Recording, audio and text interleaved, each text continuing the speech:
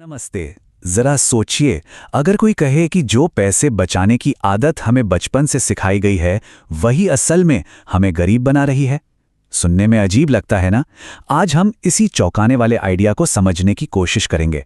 ये सब शुरू होता है एक बहुत ही दाढ़ावे दावे से कि बचत करने वाले हारते हैं, मतलब सेवर्स आर लूजर्स। ये बात तो उस हर सलाह के खिलाफ है जो हमने शायद अपनी पूरी जिंदगी सुनी है।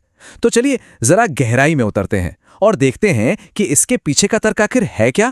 और देखिए, ये सिर्फ कोई थ्योरी की बात नहीं है। जो सोर्स हम देख रहे हैं वो तो एक खास तारीख का भी जिक्र करता है, 15 मई। और दावा यह है कि इस दिन दुनिया की सबसे पावरफुल फाइनेंशियल संस्था में एक बड़े बदलाव की वजह से हमारे पैसे पर एक तूफान आने वाला है। काफी सीरियस बात लग रही है। लेकिन इस भविष्य की चेतावनी को समझने से पहले हमें थोड़ा टाइम में पीछे जाना होगा। चलिए चलते हैं साल 1971 में। ये वो साल था जिसने पैसे के खेल के सारे नियम हमेशा हमेशा के लिए बदल दिए। तो देखिए, यही वो टर्निंग पॉइंट है। 1971 से पहले अमेरिकी डॉलर सोने से जुड़ा हुआ था, मतलब असली फिजिकल गोल्ड से। पर 15 अगस्त 1971 को प्रेसिडेंट निक्सन ने यह लिंक तोड़ दिया और अचानक से डॉलर सिर्फ एक सरकारी वादे पर टिक गया। और इसी एक फैसले ने पैसे का पूरा मतलब ही बदल डाला। और इस बदलाव का सीधा मतलब क्या हुआ? डॉलर अब कोई कीमती चीज नहीं रहा, बल्कि एक तरह का कर्ज बन गया, एक आईओयू जिसे सरकार जब चाहे जितना चाहे बना सकती थी। और देखिए, यही इस पूरे तर्क का सबसे बड़ा पॉइंट है। कोई ऐसी चीज कैसे बचा सकता है जिसे बिना किसी लिमिट के छापा जा सकता है? सोचने वाली बात है। तो सवाल यह है कि ये जो वैल्यू कम होती है, जिसे हम अवमूल्यन कहते हैं, ये होता कैसे है? इसे समझने के लिए हमें फेडरल रिजर्व यानी फेड के दो सबसे शक्तिशाली हथियारों को देखना होगा। और यहीं पर एक काफी हैरान करने वाली बात सामने आती है। अपने नाम के बावजूद फेडरल रिजर्व असल में अमेरिकी सरकार का हिस्सा है ही नहीं। ये एक प्राइवेटली कंट्रोल्ड सेंट्रल बैंक है और यही चीज इसे जबरदस्त ताकत देती है। तो ये हैं वो दो हथियार। पहला, इंटरेस्ट रेट्स, जिससे ये कंट्रोल होता है कि उधार लेना कितना महंगा या सस्ता होगा। और दूसरा, और भी पावरफुल, मनी प्रिंटर। जब फेड ज्यादा पैसा छापता है तो जेब में रखे हर एक डॉलर की कीमत थोड़ी कम हो जाती है। ये एक ऐसे छुपे हुए टैक्स की तरह है जो धीरे धीरे हमारी सेविंग्स को खाता रहता है। अच्छा, थ्योरी की बातें तो बहुत हो गईं। अब एक असली चौंकाने वाला उदाहरण देखते हैं। इससे साफ हो जाएगा कि असल दुनिया में इसका असर क्या होता है। एक ऐसा उदाहरण जिसमें 1.25 करोड़ डॉलर का जमीन आसमान का फर्क है। चलिए कल्पना करते हैं कि साल है 1971। दो लोग हैं और दोनों के पास 1 लाख डॉलर हैं। पहला आदमी, जिसे हम सेवर कहेंगे, वो अपना पैसा एक हाई इंटरेस्ट सेविंग्स अकाउंट में डाल देता है। और दूसरा आदमी, एसेट होल्डर, वो उतने ही पैसे से सोने के सिक्के खरीद लेता है। अब जरा फास्ट फॉरवर्ड करते हैं और देखते हैं 55 साल बाद क्या हुआ। तो जो हमारे सेवर थे, 55 साल बाद उनका अकाउंट तो बढ़ा, मतलब नंबर बड़े दिख रहे थे। लेकिन महंगाई और इंटरेस्ट पर लगे टैक्स के बाद उनकी खरीदने की ताकत, मतलब परचेजिंग पावर, वो मुश्किल से ही बढ़ी थी। ये कुछ ऐसा है जैसे ट्रेडमिल पर दौड़ना। मेहनत तो बहुत की पर पहुंचे कहीं नहीं।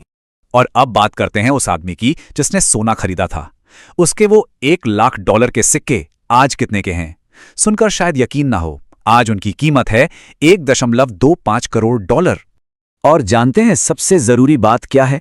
सोने ने कोई जादू नहीं किया, वो तो बस एक सेफ में पड़ा रहा। असल में तो डॉलर बदल गया, उसकी कीमत गिर गई। सोना तो बस वैल्यू का एक पैमाना बना रहा, जबकि डॉलर की कीमत वक्त के साथ लगातार कम होती गई। ये लाइन इस पूरी कहानी का निचोड़ है। सोने का सिक्का नहीं बदला, डॉलर बदल गया। बात एसेट की वैल्यू बढ़ने की नहीं है, बात उस करेंसी की वैल्यू घटने की है जिसमें हम सब कुछ नापते हैं। तो अगर सेविंग करना हारने वालों का खेल है, तो फिर जीतने की स्ट्रैटेजी क्या है? तो इसके लिए एक 3 स्टेप का प्लान बताया जाता है। दावा यह है कि अमीर लोग इसी प्लान को फॉलो करते हैं। इसका जो मेन आइडिया है वो ये है कि पैसे को एक जगह पार्क करके नहीं रखना है, बल्कि उसे लगातार काम पर लगाना है, उसे चलाते रहना है। और कैसे? 3 तरीके हैं। अच्छा कर्ज लो, वो चीजें खरीदो जिसे डॉलर छू नहीं सकता, और कैश फ्लो वाले एसेट्स बनाओ। पहला स्टेप सुनने में थोड़ा उल्टा लगता है, कर्ज लेना। लेकिन देखिए, यहां अच्छे और बुरे कर्ज में बहुत बड़ा फर्क है। बुरा कर्ज, जैसे क्रेडिट कार्ड का बिल, हमें गरीब बनाता है। वहीं अच्छा कर्ज, मान लीजिए एक रेंटल प्रॉपर्टी के लिए लिया गया लोन, वो एक ऐसा एसेट खरीदने में मदद करता है जो जेब में पैसा डालता है, और तो और इस पर टैक्स बेनिफिट्स भी मिलते हैं। दूसरा स्टेप है ऐसी चीजें खरीदना जिन्हें कोई सेंट्रल बैंक अपनी मर्जी से छाप नहीं सकता, जैसे सोना और चांदी जिनकी सप्लाई लिमिटेड है, वो जमीन से निकलते हैं, या फिर बिटकॉइन जिसकी एक मैथमेटिकल लिमिट है। मतलब ऐसी चीजें जो मनी सप्लाई बढ़ने के असर से सुरक्षित रहें। और तीसरा और आखिरी स्टेप है एक पैसा बनाने वाली मशीन तैयार करना। मतलब ऐसे एसेट्स खरीदना जिनसे लगातार कैश फ्लो आता रहे, जैसे किसी प्रॉपर्टी से किराया या स्टॉक से डिविडेंड, और फिर उस पैसे को और एसेट्स खरीदने में लगा देना।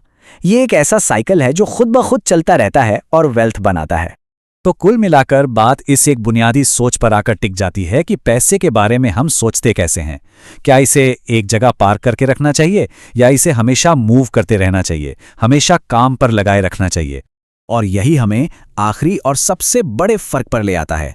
एक सेवर पूछता है मुझे कितना इंटरेस्ट मिल रहा है, वहीं एक अमीर आदमी पूछता है मेरा पैसा कितनी जल्दी वापस आता है ताकि मैं उसे दोबारा काम पर लगा सकूं। ये पैसिव डिपॉजिट और एक्टिव वेलोसिटी का फर्क है। तो आज के इस विश्लेषण के बाद सोचने वाला सवाल यही है, पैसे को लेकर हमारा नजरिया क्या है?